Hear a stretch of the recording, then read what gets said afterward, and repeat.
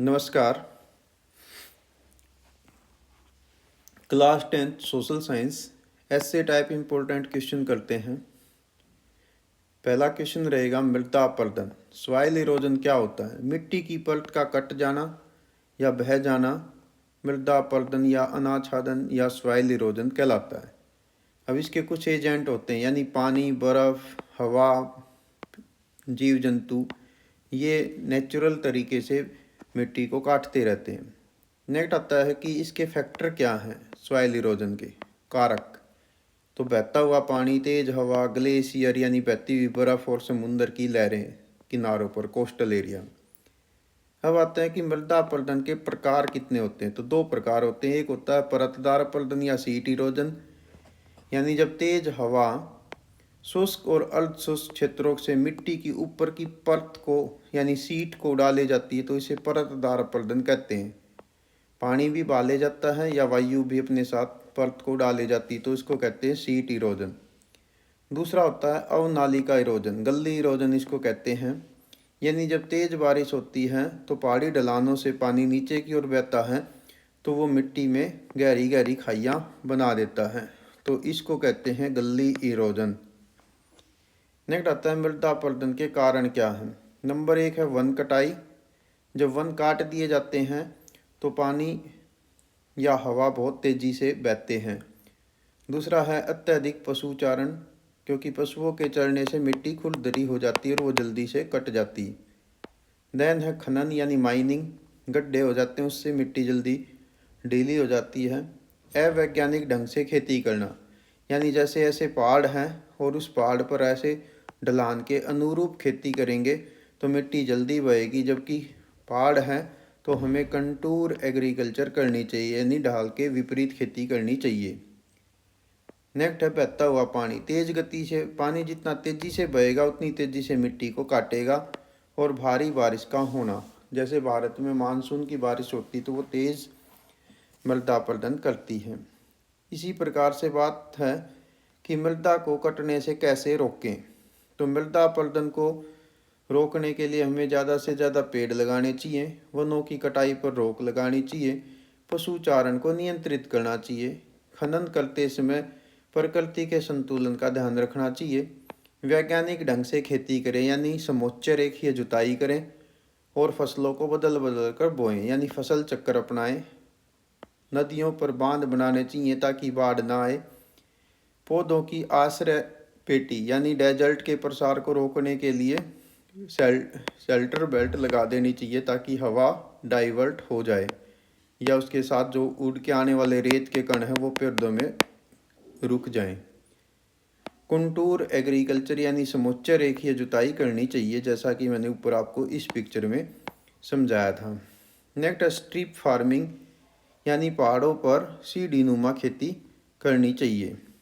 ठीक है, इसको टेरेस फार्मिंग या स्टेप फार्मिंग भी आप कह सकते हैं।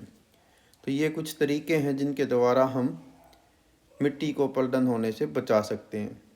नेक्स्ट क्वेश्चन आज के लिए, असहयोग आंदोलन क्या है, इसके क्या कारण थे और कैसे ये कार्यक्रम इसमें हुआ। नंबर 1 है असहयोग आंदोलन जनवरी 1921 से शुरू हुआ। जब कांग्रेस का अधिवेशन हुआ था ना नागपुर में दिसंबर 1920 में, तो उसमें ये डिसीजन लिया गया था कि नेक्स्ट ईयर जनवरी से आंदोलन किया जाएगा, जिसमें अंग्रेजों का किसी भी प्रकार से सहयोग नहीं किया जाएगा। असहयोग का मतलब नॉन कोऑपरेशन, किसी प्रकार का सहयोग नहीं होगा। इसके कारण क्या थे कि ये क्यों चलाया गया? क्योंकि अंग्रेज ज़बरदस्ती भारत के लोगों को सेना में भर्ती कर रहे थे। 1920-21 के आसपास महामारी फैल गई थी प्लेग की, उसके कारण बहुत सारे लोग मारे गए। 1921 में ब्रिटिश गवर्नमेंट एक कानून लाई थी जिसे रॉलेट एक्ट कहते हैं, जिसमें किसी भी व्यक्ति को बगैर किसी कारण से केवल शक के आधार पर 2 साल तक जेल में डाल दिया जाता था ब्रिटिश गवर्नमेंट के द्वारा, और उसको जमानत या बेल का अधिकार भी नहीं था। तो इस कानून के विरोध में भी असहयोग आंदोलन चला, और इसी कारण 13 अप्रैल 1919 को जलियांवाला बाग हत्याकांड अमृतसर में हुआ वो भी एक कारण बना असहयोग आंदोलन के चलाए जाने का, जिसमें जनरल डायर ने अंधाधुंध फायर करा दिया था निहत्थे लोगों पर। अमृतसर पंजाब में गोल्डन टेम्पल के पास में है ये। और जमींदारों पर भारी टैक्स लगा दिया था गवर्नमेंट ने, जिसके कारण वे भी ब्रिटिश सरकार के विरुद्ध में थे। अब है कि इसमें क्या कार्यक्रम किए गए या किन लोगों ने इसमें भाग लिया। अब जैसा कि यहाँ से पता चल रहा है तो इसमें सेना ने भाग लिया, इसमें लोगों ने भाग लिया, इसमें जमींदारों ने भाग लिया। तो बहुत सारे लोग इसमें पार्टिसिपेंट बने। तो उसमें जैसे नंबर 1 क्या क्या कार्यक्रम रहा कि जो भी ब्रिटिश गवर्नमेंट ने पदवियां दे रखी हैं उनको लौटा देना। जैसे गांधी जी ने केसरे हिंद की उपाधि अंग्रेजों को लौटा दी या त्याग दी। रविंद्रनाथ टैगोर ने सर की उपाधि उसको त्याग दिया था। इसी प्रकार से सरकार का बहिष्कार करना, यानी किसी प्रकार का सहयोग ना करना, ठीक है, सहयोग नहीं करना। तो ये किया। पुलिस का सहयोग नहीं करना, क्योंकि पुलिस ब्रिटिश गवर्नमेंट की होती थी। सरकारी संस्थाओं में न जाना, जैसे ब्रिटिश गवर्नमेंट के स्कूलों में न जाकर गुरुकुल में जाना, ठीक है। तो इसी प्रकार से कोई झगड़ा हो जाए तो पंचायत में ही निपटा लेना। न्यायालयों का बहिष्कार करना, सरकारी सेवाओं को त्याग देना, यानी सरकार की नौकरियों को छोड़ देना। इसमें भाग लिया शिक्षकों ने, विद्यार्थियों ने, वकीलों ने, महिलाओं ने, कारखाने के श्रमिकों ने, व्यापारियों ने, बागानों में काम करने वाले मजदूरों ने, किसानों ने, उद्यमी यानी व्यापारियों ने और आदिवासियों ने। तो असहयोग आंदोलन में इन सब ने भाग लिया। गांधी जी ने इसका नेतृत्व किया था। अब इसका महत्व क्या है इस आंदोलन का? तो इसके कारण भारतीय वस्तुओं की मांग बढ़ी, क्योंकि विदेशी हमने त्याग दी। दूसरा, इसमें कपड़ा उत्पादन बढ़ा, खासकर सूती कपड़ा उत्पादन, क्योंकि ब्रिटिश गवर्नमेंट के कपड़े अब भारत के लोगों ने त्याग दिए। अब जब कपड़े की मांग बढ़ी तो हथकरघा उद्योग लगने लगे, राष्ट्र में एकता आई, विदेशी वस्तुओं पर निर्भरता घटी, स्वदेशी का प्रचार हुआ, जनता ने खूब बढ़ चढ़ कर भाग लिया, भारतीयों का मनोबल इससे बढ़ा और स्वाधीनता आंदोलन को एक नई दिशा मिली असहयोग आंदोलन से।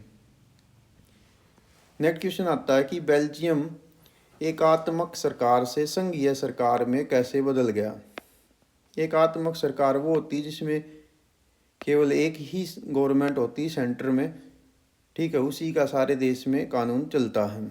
जबकि संघीय सरकार ऐसी सरकार होती है जिसमें केंद्र सरकार और राज्यों में राज्य सरकार होती है और स्थानीय स्तर पर स्थानीय सरकार होती है। तो 1970 से लेकर 1993 के बीच बेल्जियम ने अपने संविधान में 4 बार अमेंडमेंट यानी संशोधन किए। वहाँ पहले क्षेत्रीय सरकारें हुआ करती थी जिनकी अपनी अपनी भूमिकाएं और पावर या शक्तियाँ थी। केंद्र के पास इन शक्तियों को वापस लेने का अधिकार भी था। बाद में 1993 तक 4 बार संशोधन कर इन शक्तियों को केंद्र सरकार, क्षेत्रीय सरकार और स्थानीय सरकारों में बदल दिया गया। तो इस प्रकार से बेल्जियम जो है वो संघीय देश बन गया। अब इसमें क्वेश्चन आता है कि भारत के संघवाद में और बेल्जियम के संघीय सरकार में क्या समानता है। तो समानता क्या है कि दोनों में संघीय सरकारें हैं, यानी भारत में सेंट्रल गवर्नमेंट, फिर स्टेट गवर्नमेंट और फिर हमारे यहाँ पर ग्राम पंचायत है। तो 3 हमारे यहाँ पर हो गई। अब ऐसे ही बेल्जियम में सेंट्रल गवर्नमेंट, स्टेट गवर्नमेंट और वहाँ पर है एक उसको बोलते हैं सामुदायिक सरकार। तो ठीक है, तो 3 वहाँ पर हैं, 3 यहाँ पर हैं। दोनों में सेंट्रल गवर्नमेंट राज्य सरकार की तुलना में थोड़ी अधिक शक्तिशाली हैं। अब बात आती है कि अंतर क्या है। तो अंतर 3 प्रकार के अंतर आप बता सकते हैं। नंबर 1, भाषीय अंतर। बेल्जियम में डच, फ्रेंच, जर्मन ये भाषा बोलने वाले हैं। डच 59, फ्रेंच 40% और जर्मन 1%। जबकि भारतीय संविधान की 8वीं अनुसूची में 22 भाषाओं को मान्यता प्राप्त है। दूसरा अंतर क्या है, बेल्जियम में भी 3 स्तर की सरकार है, भारत में भी 3 स्तर की सरकार है, यानी केंद्र सरकार, स्टेट गवर्नमेंट, ये तो दोनों में समान है। लेकिन बेल्जियम में तीसरे स्तर पर सामुदायिक सरकार है, जबकि भारत में तीसरे स्तर पर स्थानीय सरकार या ग्राम पंचायत होती है। इसी प्रकार से तीसरा अंतर है कि तीसरे स्तर की सरकार जो हमारे बेल्जियम में तो सामुदायिक सरकार है, जबकि भारत में ग्राम पंचायत है। ये मेन अंतर है। इसी प्रकार से नेक्स्ट क्वेश्चन आता है कि बेरोजगारी क्या होती है। बगैर रोजगार की अवधि या समय, बेरोजगारी, अनएम्प्लॉयमेंट। अब ये नॉर्मली मौसमी बेरोजगारी, परछन बेरोजगारी और शिक्षित बेरोजगारी 3 प्रकार की होती है। मौसमी बेरोजगारी और परछन बेरोजगारी ज़्यादातर गाँव में मिलती है और शिक्षित बेरोजगारी शहरों में मिलती है। अब पहली है छिपी हुई बेरोजगारी, यानी ऐसी स्थिति जिसमें जितने लोगों की ज़रूरत हो उससे ज़्यादा लोग काम में लगे हों। इसको हम अल्प रोजगार या परछन बेरोजगार भी कह सकते हैं, या छिपी हुई हिडन अनएम्प्लॉयमेंट कह सकते हैं। यानी 2 व्यक्ति का काम था जबकि उसमें 5 लगे हुए हैं, तो 3 व्यक्ति उसमें अगर हटा भी दिए जाएं तो काम पर कोई खास प्रभाव नहीं पड़ेगा, जैसे खेती का कार्य है। इसी प्रकार से दूसरा है परछन बेरोजगारी, यानी ऐसी बेरोजगारी कि जो कार्य कर रहा व्यक्ति उसकी योग्यता उस काम से ज़्यादा है, यानी वो अपनी योग्यता से कम का स्तर का कार्य कर रहा हो, तो ऐसी बेरोजगारी को हम अदर्श छिपी हुई बेरोजगारी भी कह सकते हैं, या अदर्श बेरोजगारी कह सकते हैं, या इसे परछन यानी इच्छा से बेरोजगार कह सकते हैं। नलसाज शहरी क्षेत्रों में चित्रकार दिन भर वो काम करते रहते हैं, लेकिन उनको उतना मेहनताना नहीं मिलता जितना उनको मिल सकता है उनकी योग्यता के अनुसार। तो यानी ये पहली और दूसरी दोनों लगभग एक ही जैसी हैं। अब बात आती है कि परछन बेरोजगारी को समाप्त करने के लिए उपाय या सुझाव क्या हैं।